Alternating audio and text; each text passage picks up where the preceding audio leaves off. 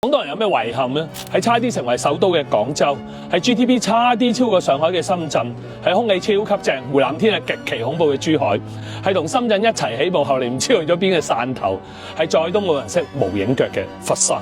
係差啲做咗省會嘅韶關，係曾經同青島齊名，而家係人哋1/4 GDP 嘅湛江，係5次成為嶺南經濟中心、歷史文化名城，但而家又係珠三角最失寵嘅肇慶。係曾經風光無限嘅工業大鎮，而家轉型唔知轉咗去邊嘅江門；係當年叱咤風雲嘅粵西一哥，而家人口流失最多嘅茂名；係地理優越嘅廣東第5大城市，但 GDP 一直冇辦法破萬億嘅惠州；係譽為世界客都，但諸多不便影響發展，幾乎被遺忘嘅梅州；係天上雷公，地下陸豐，但係省內最冇霸氣嘅沿海城市汕尾；係挖出18000個恐龍化石嘅中華恐龍之鄉，但唔知有咩用嘅河源；係譽為東方夏威夷，但又係省內沿海城市撈得最霉嘅陽江；係號稱港青一體化，但永遠都只能夠做廣州後花園嘅清遠；係全國文明城市記憶中有一條龍嘅東莞；